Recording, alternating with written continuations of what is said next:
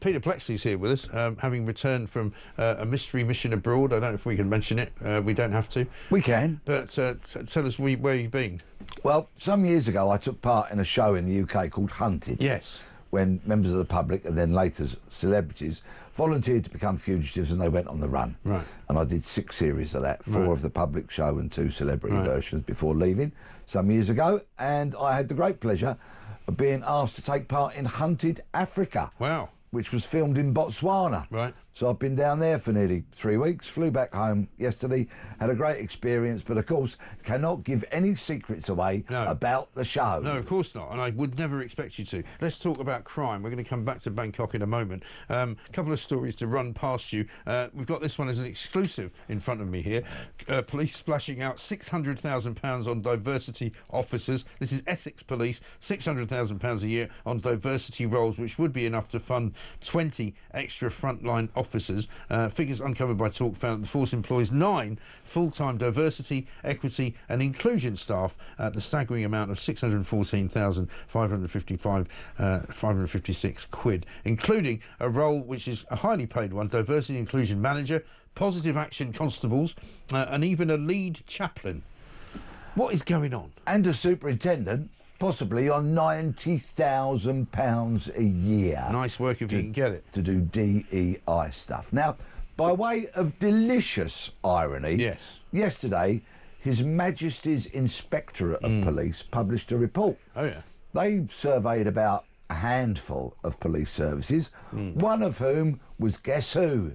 The same Essex Police. Oh, really? Yeah. How unsurprising. Yeah, and I've read that inspectorate report, so you and your viewers and listeners don't have to. Don't have to, yes. It's a lengthy document, but some of the criticisms, and it was pretty scathing, this report, OK, into this police service that can waste £614,000. Right.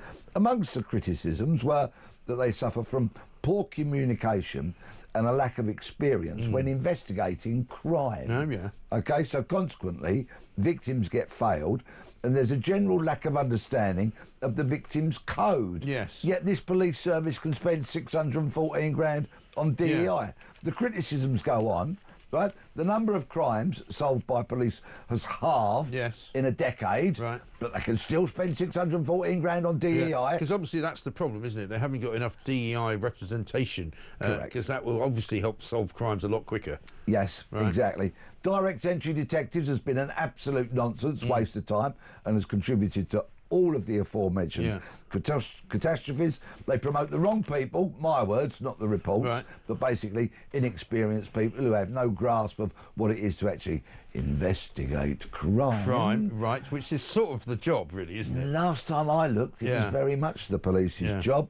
Promote the wrong people, and essentially, once again, my words, not theirs, they're useless. Yes. But they can spend, and I've no apologies for repeating it, £614,000. And of course they came up with the same stuff that the fire department came up with in Los Angeles, you know, when the fire was on and the buildings were burning to the ground. They didn't have any water in the hydrants, they didn't have any water in the reservoirs, but they said that the most important thing was when your house is on fire, you need somebody that you can recognise as somebody like you who's going to rescue you, right? Essex Police have said something similar. Their spokespeople said, "We police without fear or favour."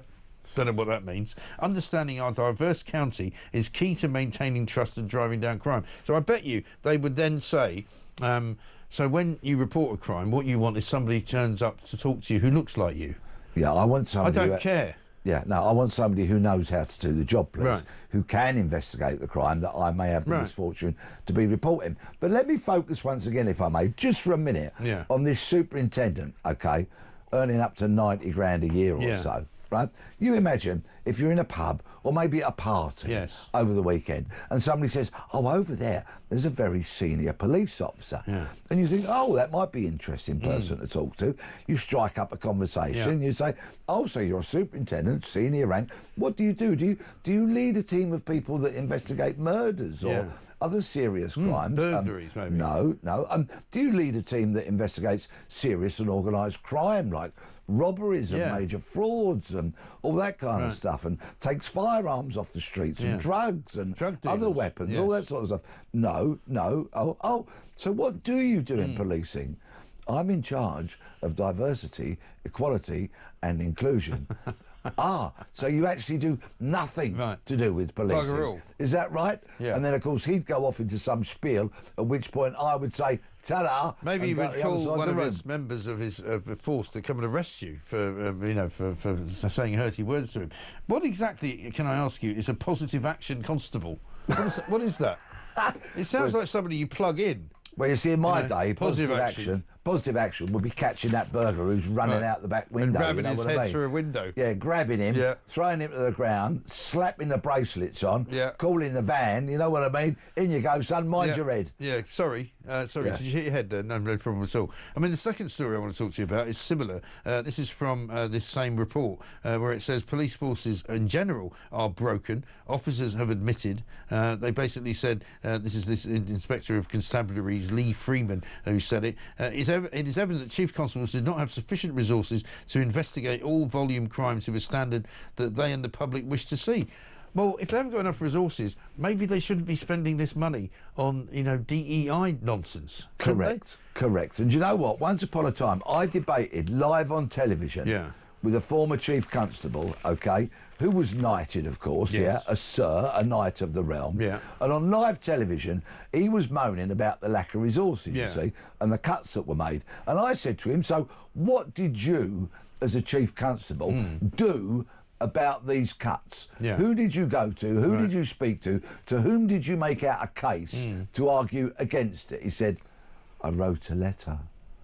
I said, I beg your pardon. He said, I wrote a letter to the Home Secretary.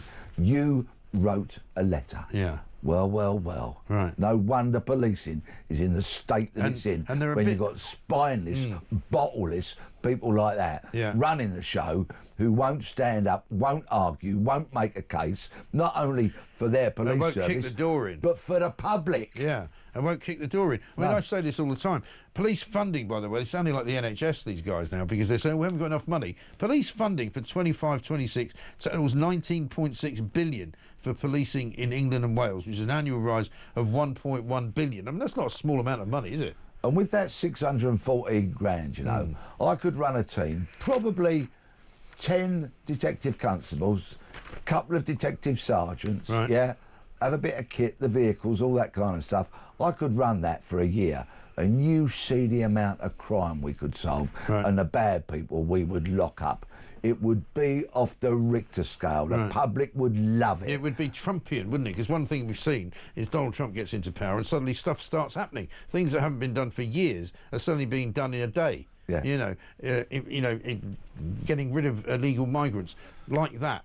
Setting up these camps for them to be put in, and there's a great video which I don't know if we played it out yesterday, from one of the administration officials, basically saying, if you come to our country illegally, you will not be allowed to stay. You will be arrested and you will end up in one of these places. And behind her is a prison which looks like the most ghastly place you've ever seen in your life, full of Venezuelan and Mexican drug dealers, right, who are all sitting there with having had their heads shaved, waiting to get put on the next flight back to El Salvador or wherever, Yeah, imagine what our former human rights lawyer, Prime Minister Keir, would have to say about such treatment of illegal migrants.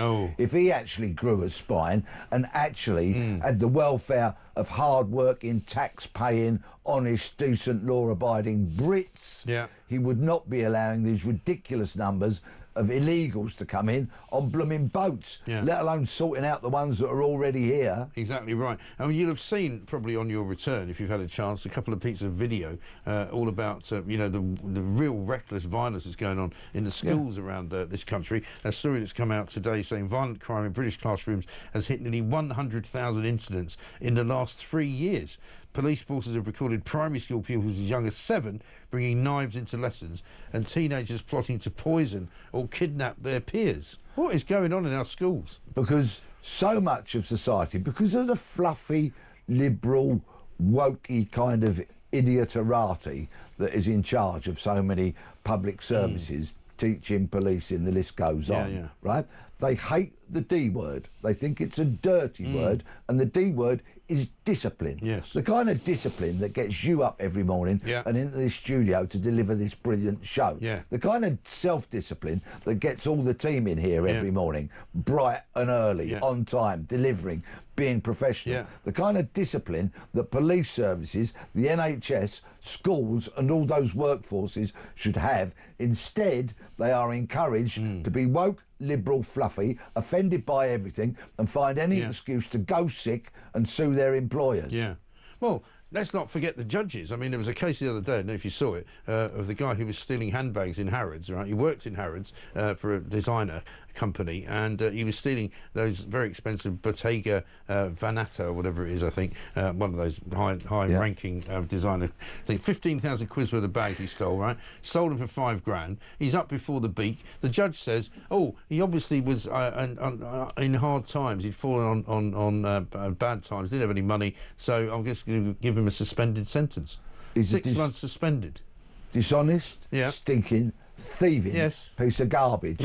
Right? Another D word for you, deterrence. There aren't enough of Detention. them. There aren't enough of them. There really aren't. And we're not locking people up. We're not punishing people. I'm sure these kids in these schools who are bringing knives in don't think that they're going to face any kind of sanction whatsoever. So they just keep doing it. And of course, anybody who carries a knife, and the stats bear this out, fundamentally, indisputably, you carry a knife, you are far more likely to become a victim of knife crime yourself than you are to be safe. Yeah, no question at all. Peter, it's great to have you back. We've missed you. We've missed the voice of common sense.